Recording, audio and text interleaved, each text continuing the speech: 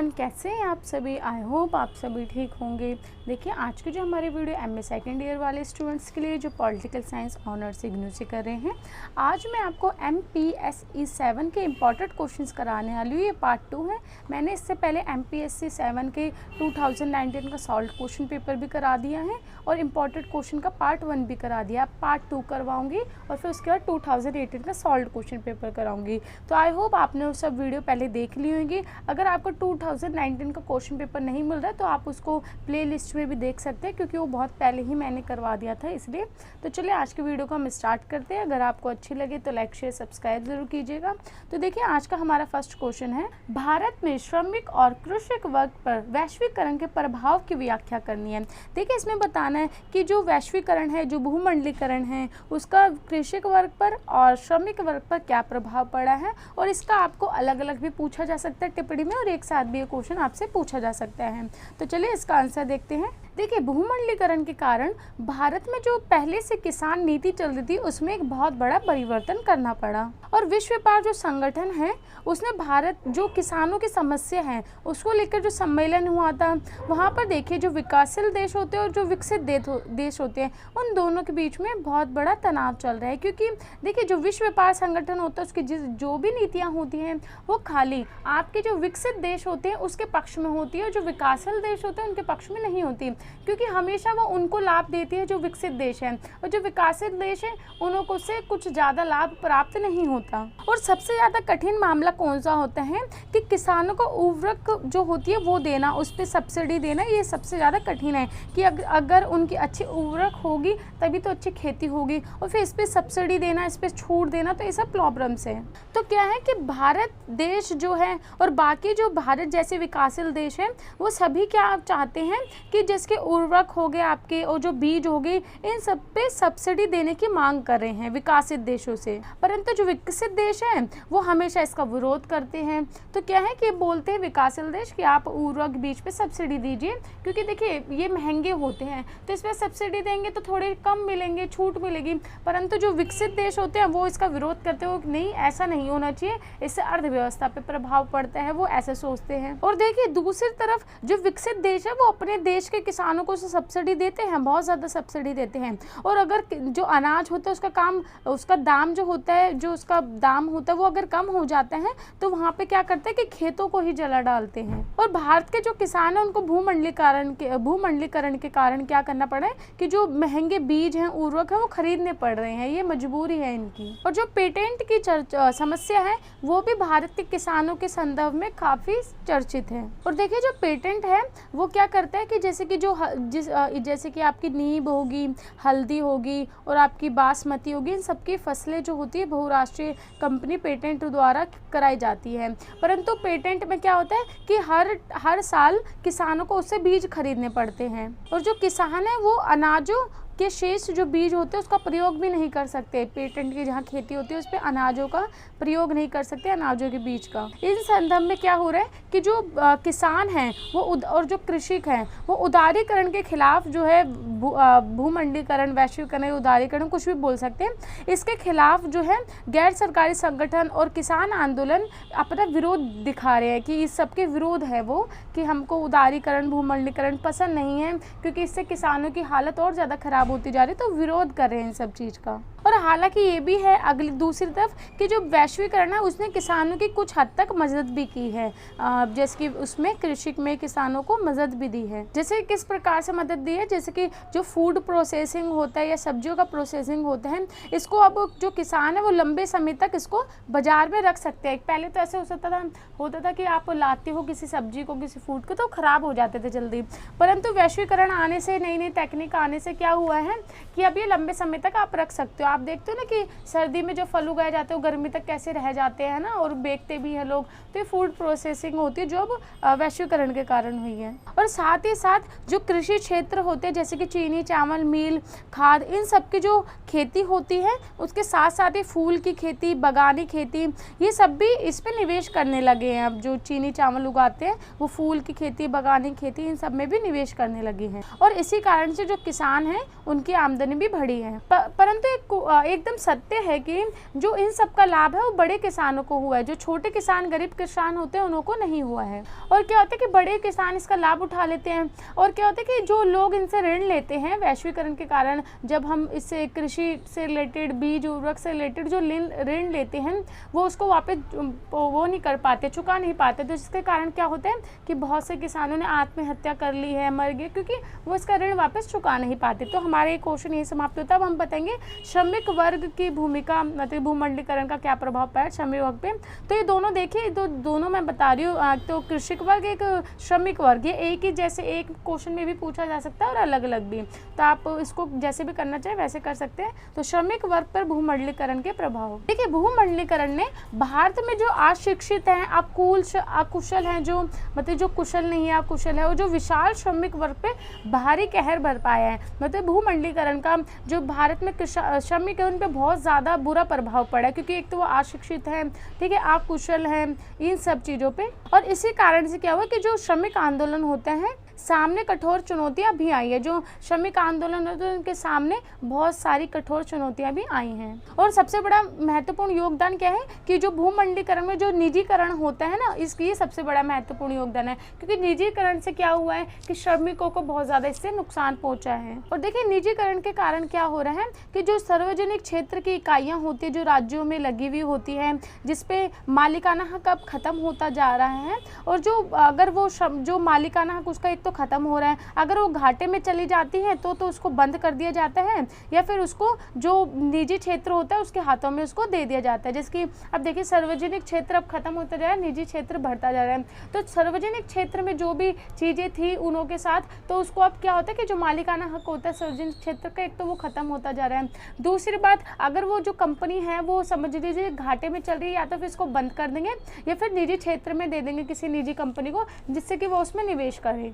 और इन दोनों कारणों से क्या हो रहा है कि श्रमिक वर्ग की नौकरियां जाती जा रही है, मतलब कि लगभग खत्म सी हो गई है। जो श्रमिक वर्ग है उनकी नौकरियां नहीं है। आपको पता है आधुनिकीकरण से भी क्या हुआ कि जो लोग हाथों से काम करते थे वो अब मशीनों से होता है, जिससे भी उनकी जो नौकरियां होती है वो भी समाप्त हो गया है। और जब निजीकरण में काम चल जाता है तो क्या होता है कि कुछ ही लोगों को रखा जाता है ना, और उनसे ही काम करवाया जाता है, या तो फिर कम उसमें वेतन में उनसे काम करवाया जाता है।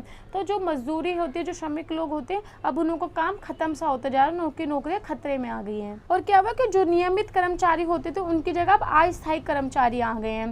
पहले तो ये रहता था कि ये नियमित या फिर जिसको जो परमानेंट होते हैं वैसे टाइप के, अब अस्थायी हो गए हैं, है ना। और क्या हो रहा है कि भूमंडलीकरण से जो श्रमिक लोग होते हैं उन पे बहुत बुरी प्रहार पड़ा है, या फिर उनकी बहुत बुरी स्थिति हो गई है। और ये जो भूमंडलीकरण है बेकार सिद्ध हुआ है श्रमिकों के लिए। और देखिए जो आर्थिक नीतियां बनाई जा रही हैं उस पे जो श्रमिक होते हैं उन्होंने एकजुट होकर विरोध नहीं कर पा रहे, जिसके कारण क्या हो रहा है कि उनके लिए एक घाटे के रूप में साबित हो रहा है। क्योंकि देखिए कोई आर्थिक नीति बन रही है और जो श्रमिक है उनके लिए घाटा है उसमें, परंतु वो अगर विरोध ही नहीं करेंगे उसका एकजुट होके, तो क्या होगा, उनको और घाटा सहना पड़ेगा। पूरे बहुत सारे ऐसे विचारक हैं जिन्हों का मत है कि मजदूर संघों को निजीकरण के विरोध की जगह श्रमिकों के हितों पर ध्यान देना चाहिए। कि जो मजदूर संघ होते हैं उनके जो निजीकरण हो रहे हैं उसके विरोध करने की जगह जो श्रमिक के हित होते हैं उस पर ध्यान अपना केंद्रित करना चाहिए, ताकि श्रमिक वर्ग अपना जीवन अच्छे से बिता सके और उनको मजदूरी भी मिल सके। और जो निजीकरण है ये आज के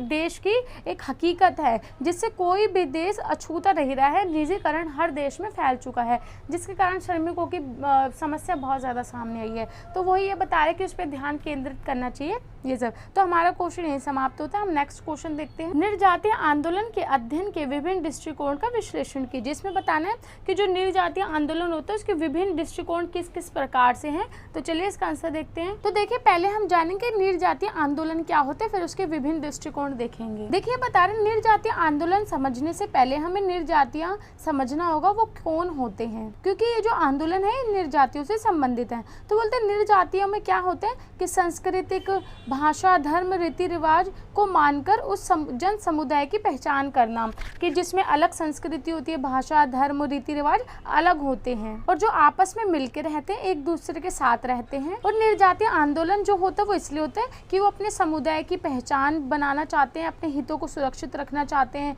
अपने अधिकारों को सुरक्षण रखना चाहते हैं ताकि उनकी जो पहचान है वो ख़त्म ना हो।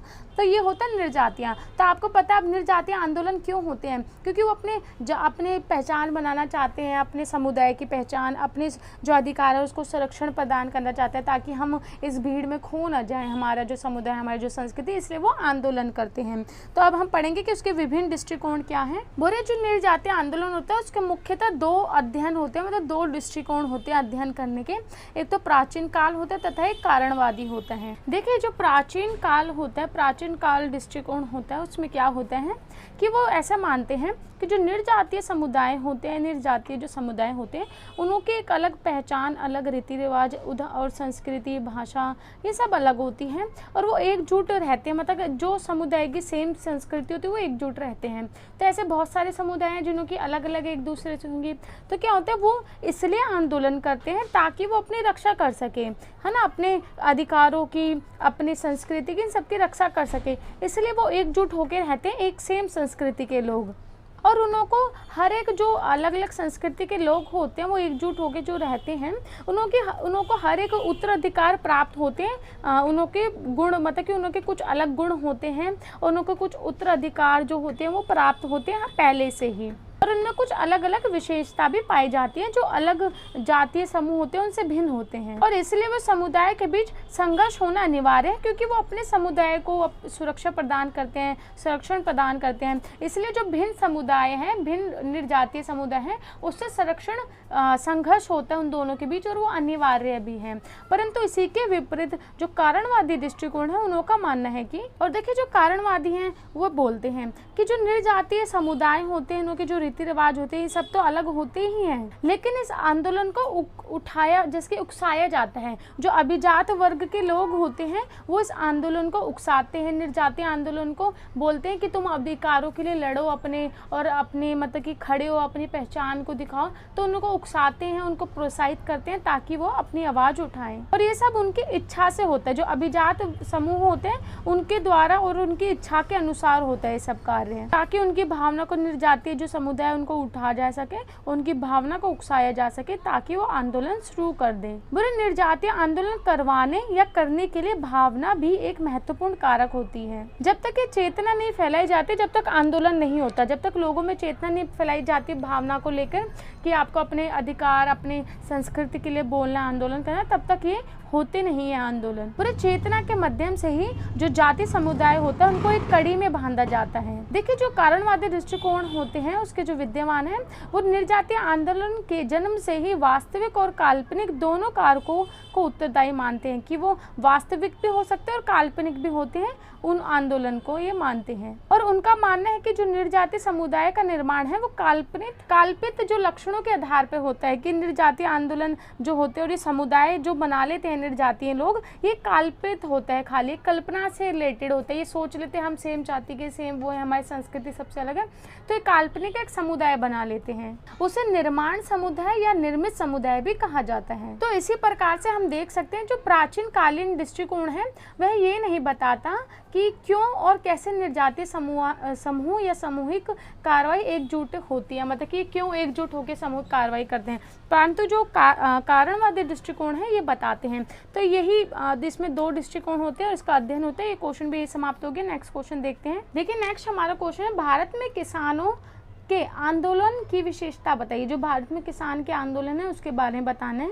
तो देखिए इसका आंसर, जो कृषक आंदोलन होता है वो खेतीहारी मजदूर एवं किसानों से संबंधित आंदोलन होता है। ये जो आंदोलन है कब उत्पन्न होता है, जब इनों पे शोषण किया जाता है, इनों का पतन होता है, आर्थिक रूप से कमजोर होता है, तब ये आंदोलन शुरू किया जाता है। देखिए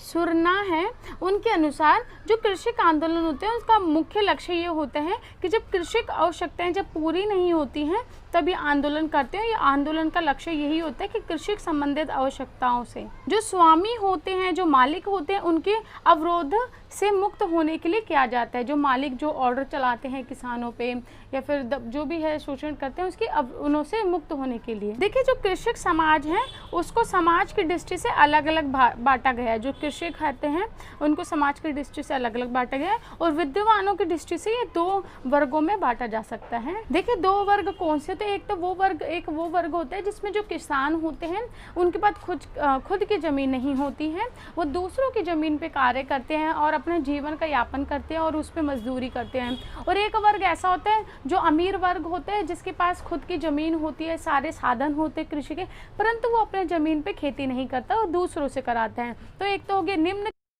देखिए बता रहे दो वर्ग होते हैं, एक तो होता है निम्न किसान वर्ग होते हैं, एक अमीर किसान वर्ग या धनी किसान वर्ग होते हैं। तो निम्न में क्या होता है कि ऐसे किसान जिन्हों के पास अपनी ज़मीन नहीं होती है और ना जब भूमि होती है रहने के लिए, तो क्या करते हैं कि दूसरे की भूमि पे, दूसरे की ज़मीन पे जाके खेती करते हैं और अपना जीवन का यापन करते हैं। और एक अमीर वर्ग जो धनी वर्ग होता है उसके पास अपनी खुद की ज़मीन होती है, खुद के सारे साधन होते हैं कृषि करने के लिए, परंतु वो अपनी उस पे भूमि पे खुद से कृषि नहीं करता, वो दूसरों से उस पे खेती करवाता है, ये कृषि करवाता है। अब हम पढ़ेंगे भारत के प्रमुख कृषक आंदोलन। पहला है बिहार का कृषक आंदोलन। जो बिहार का कृषि आंदोलन था वह स्वामी सहजानंद से सर्वप्रथम शुरू किया गया था। चंपारण में किसानों ने 1917 में नील की जबरन खेती के विरोध आंदोलन किया था। यह आंदोलन तब शुरू हुआ था जब नील की खेती करने के बाद उनका भरण पोषण नहीं हो पाता था ठीक से और किसानों को वहाँ पे अन्न की कमी होने लगी, जिसके पश्चात ये आंदोलन शुरू हुआ था। और इसमें आपको पता है महात्मा गांधी जी ने भी इसमें सहयोग दिया था और अंग्रेजों की जो सरकार है उसके खिलाफ कदम उठाया था। मतलब कि उनको बोला था कि नील की खेती से क्या होता है, जब एक बार नील की खेती हम कहीं करते हैं तो वहाँ पे हम दोबारा कुछ और नहीं उगा सकते हैं, तो ये चीज़ें थी, तो वहाँ पे अन्न की कमी होगी थी, ये सब था, तो उसमें गांधी जी ने भी पार्टिसिपेट किया था। नेक्स्ट है उत्तर प्रदेश का कृषक आंदोलन। देखिए उत्तर प्रदेश का सबसे प्रमुख जो कृषक आंदोलन है वो अवध क्षेत्र में हुआ था। और देखिए आंदोलन वहाँ हुआ क्यों था, क्योंकि वहाँ मूल्य वृद्धि, कर लगाना, बेगार, जुर्माना, नजराना, ये सब जो चीज़ थी इसका विरोध में किया गया था, क्योंकि जो वहाँ के किसान थे उन सब पे ये सब चीज़ें लगाई जाती थी, उसके विरोध में था। और इसमें समाज के हर वर्ग ने सहयोग भी दिया था। और इस आंदोलन का मुख्य केंद्र प्रतापगढ़ था और यह जो आंदोलन था आंशिक रूप से ही सही सफल था। और इसी प्रकार से उत्तर प्रदेश में एक और आंदोलन हुआ था, कृषक आंदोलन निजाई बोल। अब हम पढ़ेंगे बांग्लादेश का कृषक आंदोलन। देखिए बांग्लादेश में दो प्रकार के आंदोलन हुए थे, एक तो हुआ था तिभागा कृषक आंदोलन, एक होता है नस्लवादी कृषक आंदोलन। देखिए जो तिभागा कृषक आंदोलन था इसमें क्या था कि जो लगान की मात्रा होती है वो अधिक बढ़ गई थी, मतलब उसको बढ़ा दी गई थी, जिसके कारण क्या होता था किसानों को 50% भाग लगान में ही दे देना पड़ता था। और किसानों के द्वारा इस जबरन लगान का फिर विरोध किया गया कि किसानों ने इसका विरोध किया, क्योंकि जबरन लगा दिया था, जबरदस्ती लोग उन्हों पे किसानों पे लगा दिया गया था। जो भिवानी सैन थे वो इस आंदोलन के नेता थे, परंतु इस आंदोलन को मध्य तथा श्रमिक का समर्थन प्राप्त नहीं था। अब हम पढ़ेंगे नस्लवादी आंदोलन। देखिए जो नक्सलवादी आंदोलन था ये मार्क्सवादी के समर्थन में किया गया था। इस आंदोलन का नेतृत्व मार्क्सवादी लेनिनवादियों के द्वारा किया गया था। जो नक्सलवादी आंदोलन था ये जमींदार प्रथा जो होती है इसके विरोध में था। अब हम पढ़ेंगे दक्षिण भारत का कृषक आंदोलन। देखिए पहला है मोपला आंदोलन। यह आंदोलन केरल में हुआ था और इस आंदोलन में कई जानें चली गई थी। जो मोपला आंदोलन था ये मुसलमानों द्वारा हिंदू के भूस्वामियों के विरुद्ध आंदोलन किया गया था। जो मोपला मुसलमान थे वो हिंदू भूस्वामियों को खत्म करना चाहते थे। फिर है तेलंगाना आंदोलन। ये हैदरा के निजाम के खिलाफ किया गया था। और हैदराबाद तथा तेलंगाना के क्षेत्र में जब जमींदारों द्वारा भू संपत्तियों द्वारा ग्रामीण कृषकों का शोषण किया जाने लगा तब ये तेलंगाना विद्रोह आंदोलन हुआ कि जो हैदराबाद में तेलंगाना थे क्षेत्रों में जो जमींदारों के द्वारा जो भू स्वामित्व होते हैं उनके द्वारा जो कृषक लोग होते हैं उनका शोषण किया जाने लगा था। तो फिर तेलंगाना में ये विद्रोह आंदोलन स्टार्ट हुआ। और ये आंदोलन कब रुका, जब सरकार पटेल के प्रयासों से निजाम का आत्मसमर्पण हुआ तब। फिर महाराष्ट्र का कृषक आंदोलन। महाराष्ट्र के पुणे तथा अहमदनगर में कृषकों द्वारा आंदोलन किया गया था। यह आंदोलन मारवाड़ी तथा बनियों द्वारा कृषकों के शोषण के फलस्वरूप हुआ। फिर गुजरात का कृषक आंदोलन। गुजरात का खेड़ा आंदोलन अंग्रेजों द्वारा जबरन लगान वसूलने के कारण हुआ था। आपको पता होगा खेड़ा आंदोलन जिसमें गांधी जी ने भी पार्टिसिपेट किया था। तो ये जो अंग्रेज थे उन्होंने जबरन जो जबरदस्ती जो लगान लगाते हैं उसके लिए था, लगान की जो वसूली लेते हैं। जब किसान किसान अकाल से परेशान थे, उस समय भी जो अंग्रेज थे वो उस पर लगान लगाते थे और किसी भी प्रकार की छूट नहीं देते थे, तो किसानों ने इसके विरुद्ध आंदोलन किया था। तो इसी प्रकार से भारत में अनेक प्रकार के कृषि आंदोलन हुए हैं, अलग अलग जगहों पे हुए हैं, जैसे राजस्थान में हो गया, महाराष्ट्र में हो गया, बाकी जो नाम लिखे वो आप पढ़ सकते हैं। और इसमें बताया कि शोषण, जो आंदोलन में क्या होता है, जो किसान वर्ग होते हैं उन पर शोषण होता है, अत्याचार होता है, उनके खिलाफ में ये सब आंदोलन स्टार्ट होते हैं। ये क्वेश्चन भी हमारे यहीं समाप्त होता है। नेक्स्ट क्वेश्चन देखते हैं। नेक्स्ट हमारा क्वेश्चन है बहुजन समाज पार्टी की खामियां। इसमें बताना जो बहुजन समाज है उसकी क्या खामियां हैं, और हम इसमें पढ़ेंगे कि जो बहुजन पार्टी है वो दलित किस प्रकार से है, फिर उसकी विचारधारा और उसकी कमजोरी, ये तीनों चीज़ पढ़ेंगे। तो चलिए आंसर को स्टार्ट करते हैं। पहला पॉइंट है बहुजन समाज पार्टी और दलित। देखिए बहुजन समाज पार्टी की स्थापना 14 अप्रैल 1984 में हुई थी, काशीराम द्वारा की गई थी। और देखिए इस जो पार्टी था इसका मुख्य आधार था वामसेफ। इसकी फुल फॉर्म होती है backward and minority central employ federation में पाया जाता है। देखिए जो वामसेफ है इसका गठन जो था काशीराम के द्वारा 1978 में किया गया था। पहले ये गठन पंजाब में था, इसके बाद उत्तर प्रदेश तक बढ़ाया गया। इस संगठन ने क्या किया, जो दलित लोग होते हैं उनको संगठित किया और उसमें महत्वपूर्ण भूमिका निभाई। इसका उद्देश्य क्या था कि जो दलित लोग होते हैं उनको संगठित करना। और जो ये बहुजन समाज पार्टी है, इससे पूर्व जो काशीराम है, इन्हें DS4 के माध्यम से दलितों को एक संगठित किया था। इसके पश्चात जो काशीराम है उसने भाजपा के माध्यम से दलित संगठित को एकजुट किया था, करने का प्रयास किया। और इसी कड़ी में उन्होंने उत्तर प्रदेश में जो मायावती है उनको शामिल किया। और देखिए जो मायावती है उसका जन्म एक चमार परिवार में हुआ है और मायावती पहले अध्यापन के व्यवसाय में थी। आज मायावती उत्तर प्रदेश की मुख्यमंत्री हैं जो दलितों के मसीहा के रूप में उभरी हैं। आप सबको तो ये पता ही होगा, उत्तर प्रदेश की जो मुख्यमंत्री के रूप में मायावती हैं, परंतु अब तो योगी जी हैं वहाँ के, पर पहले मायावती ने बहुत टाइम तक वहाँ पे राज किया है, उसी के बारे में। और अब विचारधारा पढ़ते हैं हम। देखिए बोल रहे कि जो भाजपा की विचारधारा इसको समझना काफ़ी मुश्किल काम है क्योंकि ये समय समय पर बदलती रहती है। देखिए इसकी मुख्य विचारधारा है कि जाति व्यवस्था को समाप्त करना और सत्ता को हथियाना। और इनकी जो विचारधारा इसमें आर्थिक मुद्दे का अभाव होता है। और इस पार्टी का विचारधारा का उद्देश्य क्या होता है, इस पार्टी का उद्देश्य कि जो ब्राह्मणवादी व्यवस्था है उसका अंत करना तथा दलितों के लिए राजनीतिक सत्ता की स्थापना करना। और वाजपा ने ये जो चल रही है आज टाइम की वर्तमान लोकतंत्र को नकली लोकतंत्र बताया है, क्योंकि इस पर जो उच्च जाति है उन्हों का ही अधिकार होता है इसलिए। और इसलिए भाजपा जो है उसके विचार में असली लोकतंत्र तब आएगा जब दलितों का सत्ता में हाथ होगा तब। अब भाजपा की हम कमजोरी पढ़ेंगे। बोले कि जो बहुजन समाज पार्टी है इसकी राजनीतिक समस्या काफी गंभीर है।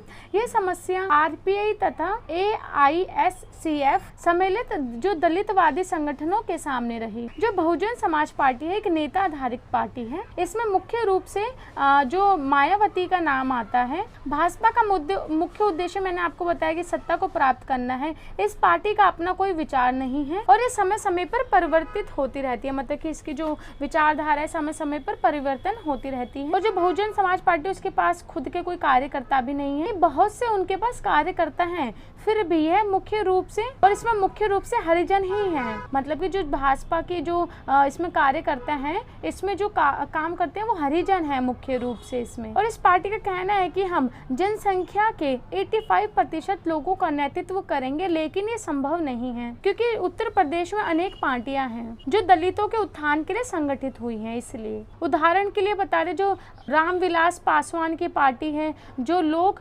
जनशक्ति पार्टी है। तो बस ये क्वेश्चन यही समाप्त होता है, परंतु मैं इसमें थोड़ा निष्कर्ष बताती हूँ कि है क्या।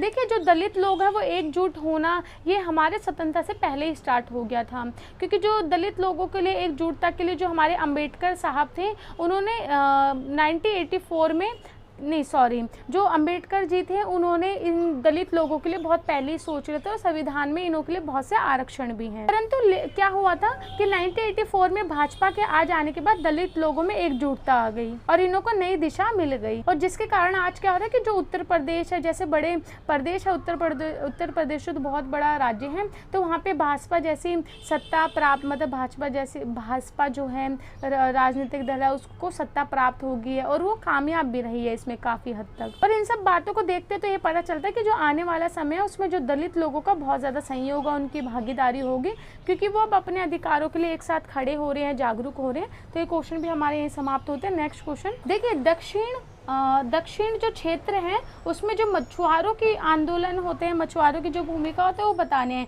कि जो दक्षिण भारत में मछुआरों आंदोलन किस प्रकार से हैं। और ये क्वेश्चन ऐसे भी आ सकते हैं, मछुआरों के नेतृत्व एवं संगठनों पर एक टिप्पणी लिखिए। देखिए, भारत में जो मछुआरे आंदोलन की शुरुआत कहाँ हुई थी? दक्षिणी भारत में। और वहाँ पे जो मछुआरे आंदोलन होते हैं उनका नेतृत्व किसने किया था? जिसके जो बुद्धिजीवी होते हैं, जो पादरी होते हैं, जो सामाजिक कर्ता होते हैं, जो भौतिक और वैज्ञानिक के जो लोग होते हैं, इन सब का नेतृत्व उनको मिला। और इसमें बहुत से मछुआरे थे, जो अधिकांश मछुआरे थे जो परिवार से संबंध रखते थे। वह लोग सामाजिक, आर्थिक एवं परिस्थिति के जो मुद्दे होते हैं उनसे जुड़े हुए जो गैर सरकारी संगठन होते हैं उनमें मिलकर काम करते थे। मतलब कि जो मछुआरे लोग थे इसमें अधिकतर वो गैर सरकारी संगठनों में ऑलरेडी काम करते थे, जो परिस्थिति के मुद्दे होते हैं आपके, इन सब से रिलेटेड। तो इसमें मुख्य रूप से जो लोग थे, जो चर्चित व्यक्ति थे, होते एक थे फादर थॉमस कोचेरी और एक था फादर फारसवीला आदि। और इसमें और भी 2-3 लिखे हैं, वो भी आप पढ़ लेना। इन लोगों ने समय समय पर जो केरल में मछुआरे आंदोलन होते हैं उनको संगठित किया और उनमें योगदान दिया। जो जॉन कुरियन है उनको एक बुद्धिजीवी सामाजिक कार्यकर्ता के रूप में याद किया जाता है। देखिए, जो मछुआरा आंदोलन वो स्थानीय और राष्ट्रीय स्तर 2 रूप में कार्य करता है। इनमें से कुछ नेता ऐसे थे जो आगे चलकर राष्ट्रीय स्तर तक इसे ले गए थे, इस आंदोलन को, और उन्होंने बहुत सारी इसमें अच्छी चीजें भी पाई, जैसे ख्यातियां जो होती हैं। जो फादर कोचरी है वो 80 के दशक में सबसे शक्तिशाली नेता के रूप में थे। उन्होंने केरल में त्रिवेंद्रम जो जिला है वहां से अपना काम शुरू किया था। और आंदोलन में शामिल रहते हुए भी जो फादर कोचरी थे उन्होंने नेशनल फिशरमैन्स फोरम की भागदौड़ भी थाम ली थी। और उनके इस कार्य से जो पादरी होते हैं और जो बिशपों की जो पूर्व पीढ़ी की जो आशाएं होती है वो भंग हो गई थी। जो फादर कोचरी है उनको उग्र नेतृत्वकर्ता के रूप में माना जाता है। 1983 में उन्होंने all India Kerala fisherman form में शामिल होने के कारण ये संगठन टूट गया था। और इस संघ ने फादर कोचरी और फादर फारसवीला जो अलग अलग संगठन हो गया था और वो अलग अलग अब नेतृत्व प्रदान करने लगे थे। फादर जो कोचरी है उनके द्वारा जो फादर फारसवीला है उन पे आरोप लगाया जाता था कि वे कांग्रेस के प्रति वफादार हैं। कोचरी ये भी कहते थे जो पारसवीला है उनमें कांग्रेस की प्रेरणा से बना है, मतलब कि कांग्रेस का जो दल है उसके लिए वो ज्यादा प्रेरणा के रूप में है। और जो दोनों नेताएं थे इनों के बीच में मतभेद था। तो इनका असर जो है मछुआरे संघ पे भी पड़ा। हम पढ़ेंगे मछुआरा संगठन। बाकी जो इसमें मैंने छोड़ दिया वो ज्यादा इंपॉर्टेंट नहीं है, ज्यादा डीपली इतना आपको लिखना नहीं, बस आपको थोड़ा थोड़ा पता होना चाहिए। अब हम मछुआरा संगठन पढ़ेंगे कि 60 और 70 के दशक में जो मछुआरा आंदोलन होता है वो ग्राम, जिला, राज्य और राष्ट्रीय स्तर पर संगठित होने का प्रयास किया। 1963 में केरल का एक जिला है काविलोन, इसमें पहला संगठन बनाया गया। 80 के दशक तक ये जो संगठन है ये और जिलों तक पहुंच गया था। और केरल में जो रॉयल कैथोलिक चर्च है एवं इन सब नेताओं के बीच एक सीधा संबंध था। और इतना सब होने के बावजूद भी ये जो मछुआरा संगठन है ये 80 और 90 के दशक में ही आंदोलन कर सके, पहले नहीं किया। जो भारत के अन्य राज्य हैं जैसे कि आपका तमिलनाडु, गुजरात, पश्चिम बंगाल और ये इन सब में मछुआरों संघों का निर्माण भी हो चुका था, परंतु सबसे ज्यादा संगठन केरल में सक्रिय थे, बाकी जगहों पे कम थे थोड़े। देखिए, केरल में कुछ ऐसे महत्वपूर्ण मछुआरे संघ थे जो ज्यादा सक्रिय और ज्यादा प्रभावकारी थे, जैसे कि स्वतंत्र मालियसा थोबिलाली फेडरेशन। यह जो संघ था यह स्वतंत्रता संगठन था, एक तो स्वतंत्र संगठन था और राजनीतिक दल से इसका कोई भी संबंध नहीं था। और इस संगठन ने 1977 में कुछ अन्य संगठनों की भी स्थानीय जो संघ होते हैं उनको भी अपने साथ मिला लिया और इसका फिर बाद में नाम बदल दिया गया था। और ये जो संगठन था ये गैर पादरी भी था, परंतु कुछ नेतृत्व ऐसे थे जो पादरियों के साथ थे इनों में, मतलब कुछ नेतृत्व, कुछ हाथ ऐसे भी थे जो पादरी थे इसमें। और बाद में इस संघ ने वापस से अपना नाम बदल दिया, राजनीतिक कारणों से अपना नाम फिर से बदल दिया। और जो ये नाम बदला आप पढ़ लेना, इसमें मैंने ऊपर और जो नीचे 2 नाम बदले वहाँ पढ़ लेना। और 1978 में क्या हुआ कि ये जो मछुआरा था ये संघ था, इसने केरल, गोवा, तमिलनाडु इन सब राज्यों में भी एक संघ मिला के महा मछुआरा संघ का निर्माण किया और जिसे नेशनल फिशरमैन फॉर्म के नाम से जाना गया। और इसमें निष्कर्ष में ये कहा जा सकता है कि जो मछुआरा आंदोलन समय समय पर सक्रिय रहा और इसकी बहुत महत्वपूर्ण भूमिका रही, क्योंकि इसमें अच्छे अच्छे जो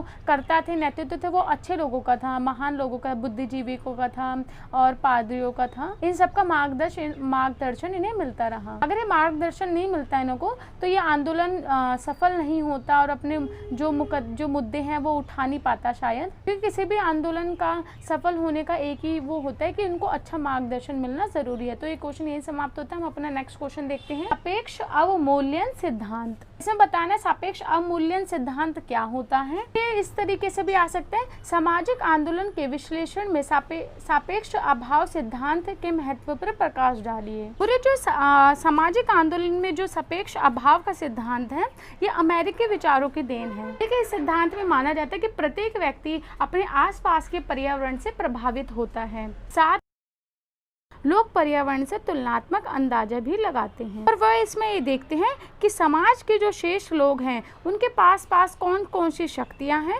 और कौन से विशेष अधिकार उनको मिले हुए हैं, और तथा वो ये देखते हैं कि उनके पास उन समाज के लोगों में से कौन सी चीजें उनके पास नहीं हैं। जब उनको पता चलता है कि जो समाज के धनी लोग हैं उनसे कम शक्ति है उनके पास और संसाधन भी कम है, तो फिर उनमें असंतोष पनपने लग जाता है तथा वो धीरे धीरे कार्रवाई के रूप ले लेता है और फिर वो सत्ता प्राप्ति करने के लिए हिंसा का तरीका अपनाते हैं। तो इसमें देखिए ये बताया जा रहा है कि जो लोग होते हैं, मनुष्य जो है वो अपने आसपास के जो पर्यावरण है उससे तुलना करता है अपनी, और फिर वो देखते हैं कि किसके पास ज़्यादा संसाधन है। फिर वो देखते हैं कि अमीर लोगों के पास तो ज़्यादा संसाधन है, हमारे पास कम है, तो उनके मन में असंतोष उत्पन्न होता है, संघर्ष उत्पन्न होता है, जिससे कि फिर वो हिंसक कार्रवाई करते हैं ताकि वो संसाधन उन्हें भी प्राप्त हो सके। और देखिए, समाज में अगर आपको सबकी भलाई चाहिए तो ये आवश्यक है कि समाज में सभी वर्गों को जो सत्ता प्राप्त करने का अवसर हो समान रूप से मिलना चाहिए। लेकिन कुछ लोग इसका अवसरों का ज़्यादा लाभ उठाते हैं और कुछ लोगों को इस अवसरों का लाभ ही नहीं मिलता,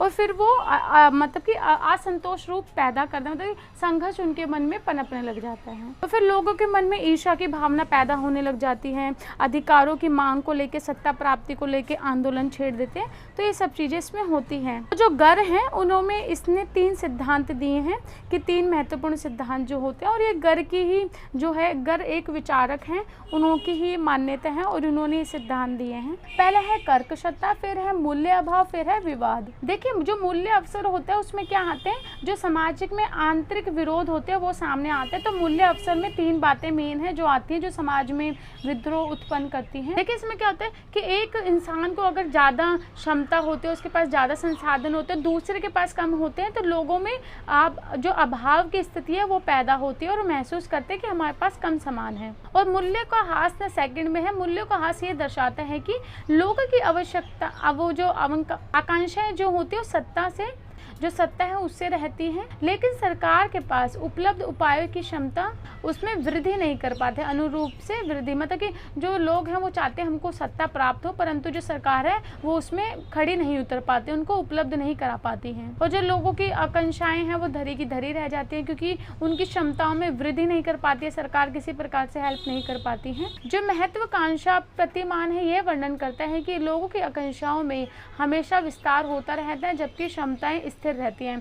कि लोग अपनी महत्वाकांक्षाओं में तो विस्तार करते हैं कि हमें ये भी चाहिए वो भी चाहिए, परंतु जो उनकी क्षमता होती है काम करने की वो तो उतनी की उतनी रहती है, तो कहाँ से इतना सब प्राप्त करेंगे। देखिए, मूल्यों के अवसर का यह अर्थ होता है कि लोग यह महसूस करते हैं कि लोगों के पास शक्ति और सत्ता प्राप्त है और कुछ अधिक कानून भी हैं जो आपसे कोई नहीं छीन सकता, ना तो समाज और ना ही सरकार। अंत में ये कह सकते हैं जो सापेक्ष अभाव सिद्धांत है वो लोगों के अंदर जो असंतोष उत्पन्न होता है उसको मनोवैज्ञानिक अध्ययन करता है और निष्कर्ष निकालता है, और लोगों की जो अभाव की स्थिति है उसका पता लगाया जाता है और बाद में उसको रोका जाता है कि वो अभाव के विरुद्ध कोई विरोधी प्रदर्शन कि जो अभाव है उसके विरोध वो विरोधी प्रदर्शन कर देते हैं। अगर जो विरोध है उसका प्रदर्शन किसी व्यक्ति और विशेष के प्रति होता है तो समाज में जो अपराध हैं वो बढ़ जाते हैं और ये संगठित रूप से सामने आते हैं, तो सामाजिक कार्रवाई बन जाती है। ये सब चीजें होती है तो सामाजिक कार्रवाई बन जाती है इससे, परंतु इसकी जो विचारधारा होती है इसके तत्वों का कोई खास महत्व नहीं होता।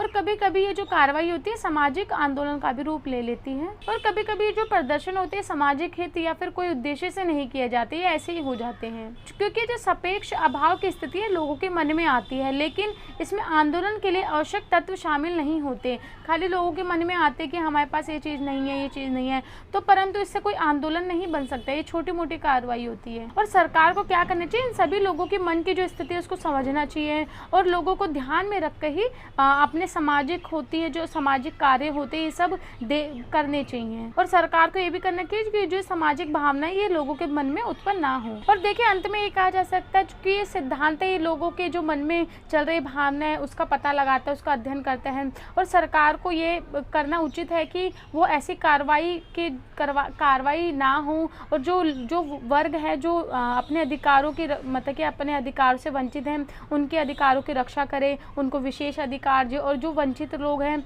उनके बीच में खाई ना उत्पन्न होने दें, ठीक है, और हिंसा ना हो। तो इन सब के लिए सरकार को खुद से अपना प्रयास करना चाहिए। तो देखिए, आज के हमारे सारे इंपॉर्टेंट क्वेश्चन यही समाप्त होते हैं। और देखिए, आपको अगर वीडियो अच्छी लगती है तो लाइक शेयर सब्सक्राइब जरूर कीजिए। और 2018 का खाली क्वेश्चन पेपर है तो वो मैं आपको सॉल्व करा दूंगी, क्योंकि वो भी करके जाना बहुत ज़्यादा इंपॉर्टेंट है। क्योंकि मैंने अभी देखा था, इसमें जो मैंने अभी इंपॉर्टेंट क्वेश्चन की 2 सीरीज़ बनाई है, एक पार्ट और ये दूसरा पार्ट, तो इसमें मैंने 5 से 6 क्वेश्चन नहीं रखे हैं जो मैंने 2019 वाले क्वेश्चन पेपर में इंक्लूड कर दिया, और 2018 वाले में भी है। तो मैंने सोचा जब मैं 2018 का करवाऊंगी तो वो उसमें ही वो क्वेश्चन हो जाएंगे, तो इसलिए 2018 का करके जाना बहुत ज़रूरी है। अगर आपके पास है वो सोर्स ऑफ मटेरियल है कुछ, तो आप उसमें से पढ़ सकते हैं। बाकी मैं उसको 1-2 दिन में वो करवा दूंगी आपका।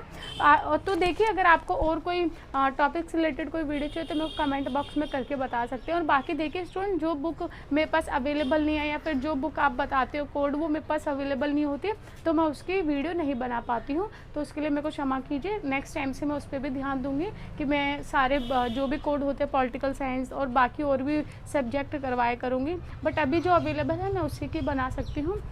तो चलिए मिलते हैं नेक्स्ट वीडियो में। और आप ये सारे कर लेना, जितने भी मैंने इंपॉर्टेंट क्वेश्चन 2018-19 का अब जो करवाऊंगी वो, और जो 19 का करवा चुकी वो कर लेना, और एक चैप्टर भी कराया इसके ऊपर वो भी कर लेना, वो भी इम्पॉर्टेंट है।